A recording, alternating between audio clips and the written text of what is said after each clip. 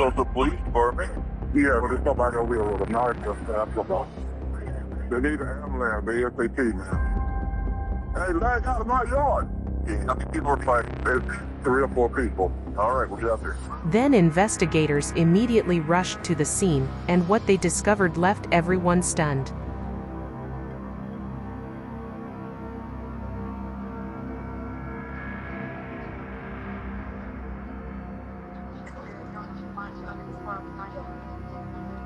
There's not much of a scene.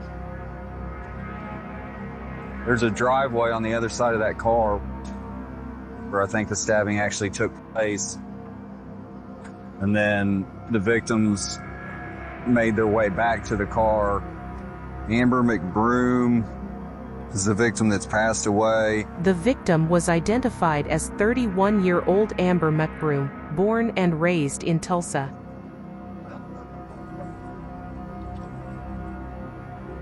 Where was she stabbed? Amber had lacerations to her chest, leg, and hand. Nakia Goff is the victim that's lived. She's still at the hospital. Her boyfriend was at the scene and he's been taken to detective division. As far as details, I'm basically hearing that there's some sort of argument that's foggy right now. Then investigators questioned the surviving victim's boyfriend. What's up, man? Hey, there you go. Let's just get it all out there as to what happened. So damn all right. She's not all right. She's dead. No, she ain't. Yeah. Is she? I'm sorry. I think she's gonna do it. God. I need to know who's that. Let's start from the beginning. How did all this start happening? So you know we all over there drinking or whatever. The boyfriend said he and Nakia were hanging out at her place, and that he later called his friend Latoya, who was also his girlfriend. The 4 of you are over there. We was over there drinking, so. He said Latoya was arguing with his girlfriend and asked if he would ride with her, and she later took him home. Okay, so you're there kind of as protection. Text him. Where'd you take him to? Take him to, they're like 11th Street. Like close to the hotel. Yeah, my girlfriend's like, she's like, you drunk. Don't need to be in trouble. He said his girlfriend was not angry with him because he did not go straight home. Where does Amber come in? She's down there. Okay, man, what happened? Oh, she's on the porch. So I'm like, I'm get you where West back. But I'm gonna stab her up. I didn't think she was gonna do it. I'm like, she drunk, she tripping. As soon as Amber and Nakia pull up, then she go out there. And she studied swinging them. Then it must have hit Amber. So Amber went across. Then she started swinging again and hit Nakia right here. I think it hit me low. I looked up, she already gone. Do you know where Toya would go? No. Oh, man. Inside God's room.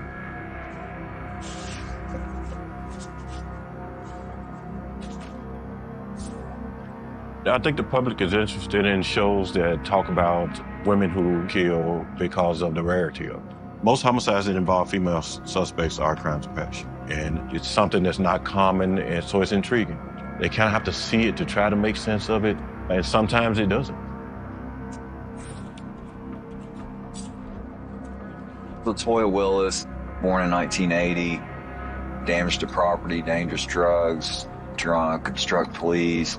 Her history runs the gamut for sure, as she was staying at Mom's house.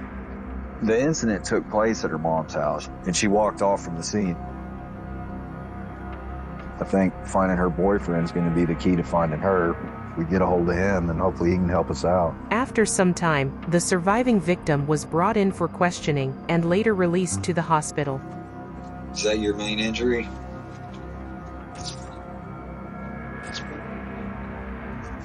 Okay, So let's start with today. It's just, I went from cooking breakfast for Latoya earlier to stabbing me and my friend up tonight. None ain't like this ever happened to me before. This whole thing is weird as hell. What were you two arguing? I'm arguing with her about why does she have my boyfriend. Right. In the midst of this drama, when he's on parole, he don't need to be in trouble. So then, me and Amber said, that's true.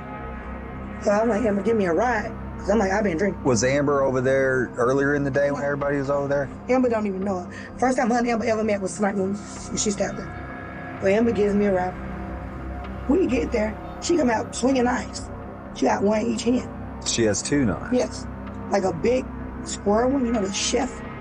Right. Chef knife and another knife. And she just cut. So then, for Amber see her doing this, she get out the car. I don't know exactly where she cut Amber, but Amber was like, damn. And she went and sat in the car. So then I takes off running next door. Toya's still swinging with the knife. And I was scared. I was like, man, my friend just got stabbed. She needs some help. And he was like, you got stabbed. I didn't even know I had been stabbed. And then Toya tried to run up in the yard again with these knives. Dude pulled out his gun. It was like, you run up in my yard, I'm gonna shoot you. She said the 911 caller came out with a gun and scared Latoya away. Hey, leg out of my yard. And then Toya just prayed. I ain't see her no more. This is the last I talked to her. Do you know what hotel her boyfriend stays? I didn't even know he was at a hotel. Okay. Amber was a really good person. She was a good mama to her kids. Because of this thing, which they mama no more. She didn't know nothing that was going on. Nothing. I feel awful. And all she did gave me is right, and she won lost her life.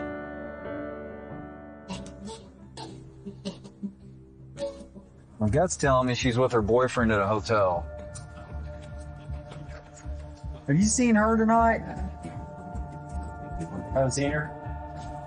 Have you guys seen this chick at all walking around? Then investigators checked every hotel to find him, but found no leads. The next day, they received a tip from a witness. Talked to the witness, and he said basically he's pretty sure that's the hotel. This place is known for its criminal element, be it prostitution, drugs. 4 or 5 of us are gonna just swarm the area, knock on doors, and just see who all's out there.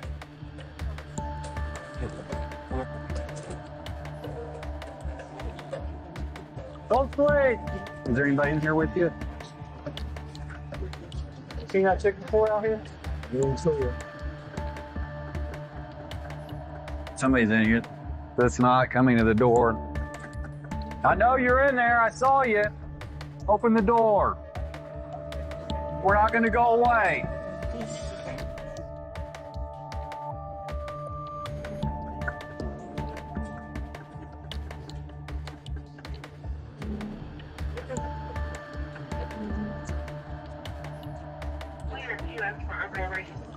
Do you know what Toyaville is?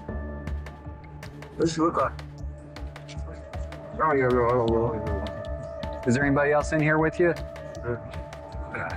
Thank you. I think we're gonna skin out. Investigators were frustrated, but they continued searching everywhere. The next day, they received a call. It's Detective Ritter. She's there now?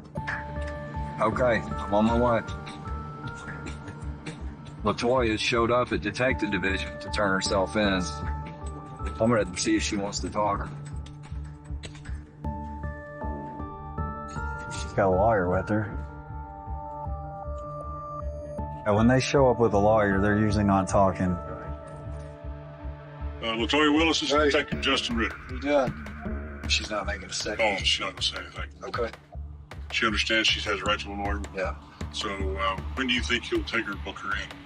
I'll arrest her right now.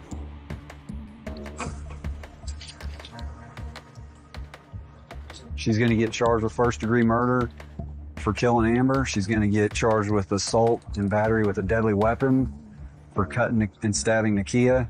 Latoya was charged with first-degree murder and manslaughter and was sentenced to 25 years in prison.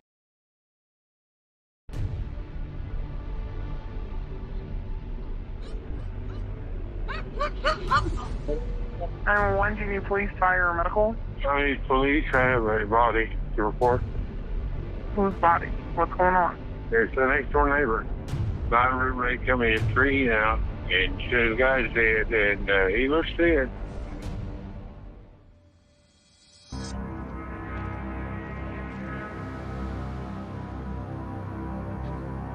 Originally got the call from the neighbors. He lives in the next door apartment up here right on the left. He went to check on the victim and saw him and thought he was dead, so he called us. Was the door breached or open? No forced entry.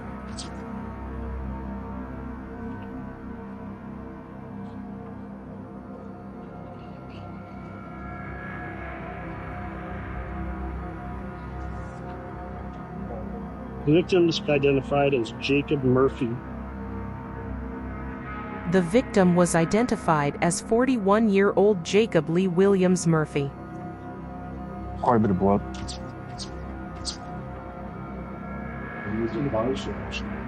We don't have a phone. No. Where's the guy that's on him? He's in his apartment. I noticed the door was open. He just walked in and I saw him laying in his ashtray. I'm like, bro, you must be passed out pretty hard. Does he live there by himself? Yeah. He had a few people standing there. Pika, Mike. He said Jacob was letting some friends crash at his apartment, including a homeless woman nicknamed Pika and her boyfriend, Mike. Mike. I don't even know her name. Mike and Pika just moved in a couple weeks ago. They get along? Yeah. Never heard of fighting or anything like that. Why would somebody want to hurt him? Man, I don't know. Jacob's the nicest guy ever. He's like so cool. It helps everybody out. He didn't deserve whatever happened. Okay. Thank you. Got a couple people that have been staying with this guy off and on. They're homeless. They're unaccounted for right now. So we need to find them. If you want, look for Pikachu and Mike. Detectives identified the woman known as Pikachu as Sheila Sierra. They also identified her boyfriend as Mike Bowen. What kind of contact we have with her last? Dope arrest, maybe? Oh, really? November. There's been a lot of houses that they've been staying at. She's a flopper.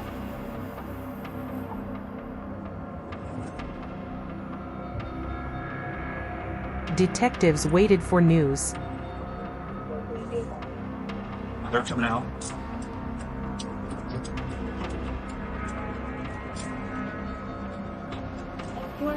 Investigators located Sheila and Mike and took them in for questioning. Detective Lebanon, okay?